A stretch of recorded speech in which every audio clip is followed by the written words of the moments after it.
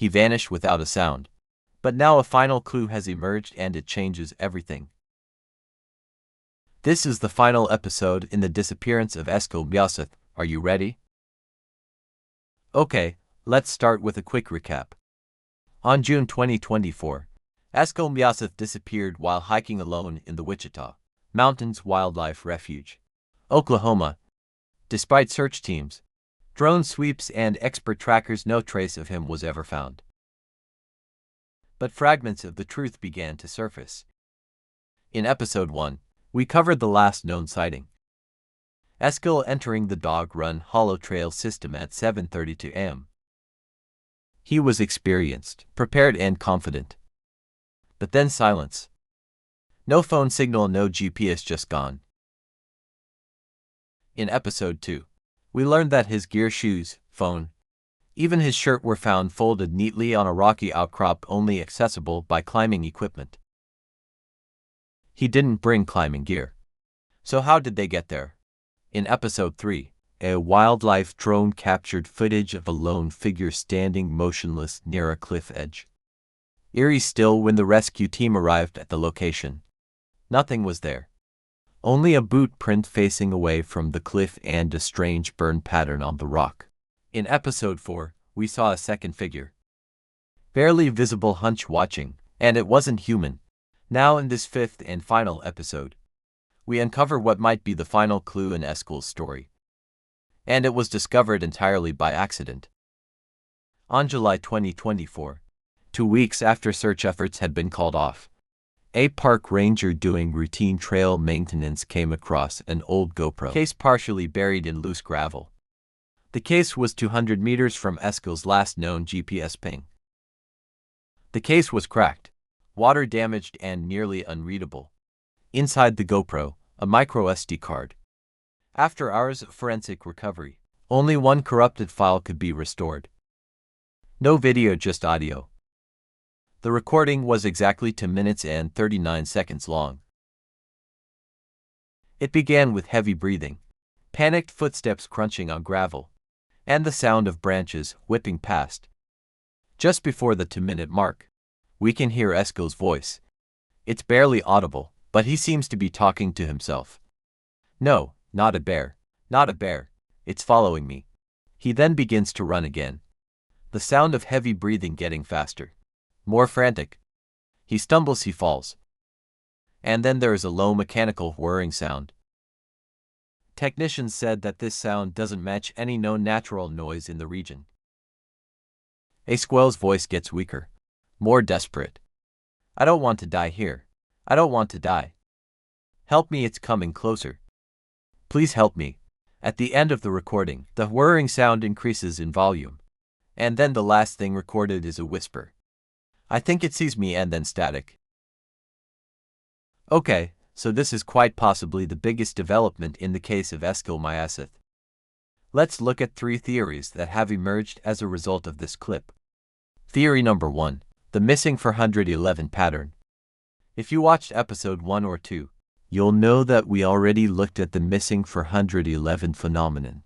And Eskil fits the exact profile of dozens of other cases. Disappeared within 1 mile of trail. Unreachable terrain. No evidence of struggle. Sudden silence of wildlife. Some believe that a predatory intelligence is behind these cases. Not human. Not explainable. Something ancient. This theory got more traction after the release of Episode 2 when we uncovered the folded climbing gear. And the biggest piece of evidence. This burn scar. To be honest, I don't think this is likely, but I also can't rule it out entirely. Theory number 2, psychogenic fugue. We put forward this idea in Episode 3. A psychological break, possibly triggered by dehydration, fear, or some other form of trauma. Some experts think Eskil may have entered a dissociative state where the mind detaches from reality. He may have climbed to the outcrop and folded his gear during this break. But why would he have done that? And who or what was the second figure seen in the drone footage? Personally, I'm not convinced by this theory. Yeah, it explains a lot, but it doesn't explain all. And theory number 3, military or experimental interference. This one's a little bit more controversial.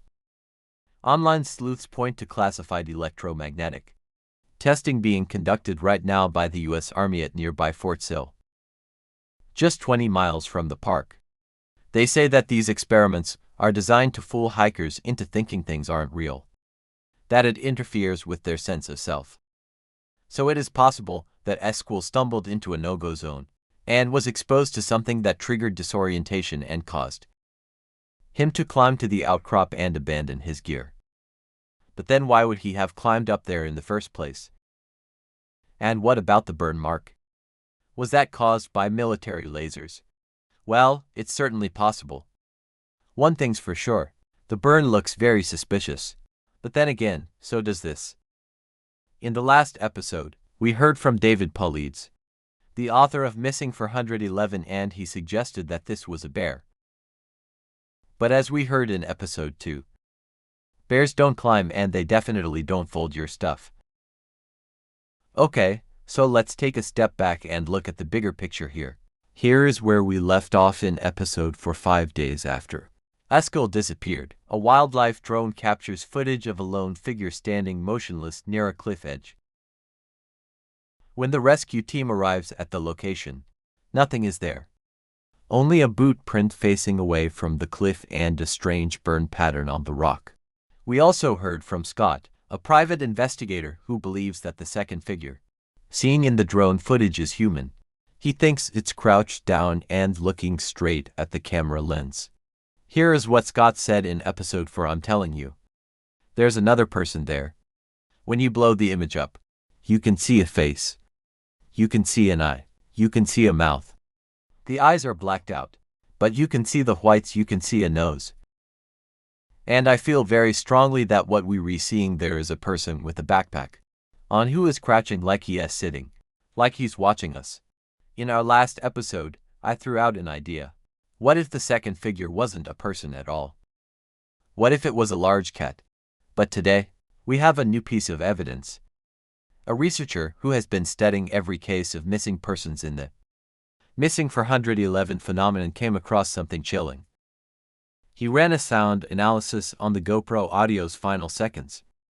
The background static, nearly unnoticeable, had a frequency pattern identical to that found in a 2018 case in Crater Lake, Oregon. Different location, different victim, same whisper. I think it sees me. How are these two cases connected? And is there something sinister going on here? The research suggests that there may be a pattern to these disappearances. It may be intentional, but it may also be predatory. Okay, so here's where we stand. The case of Eskil Mjaaseth remains open. There is no confirmed body. No suspect, no closure. Only the audio, the drone footage, and the shadow that shouldn't exist. And maybe, somewhere out there in the silence of the mountains, it still waits. What do you believe happened to Eskil? Let me know in the comments. If you haven't already, please subscribe. I will catch you next time.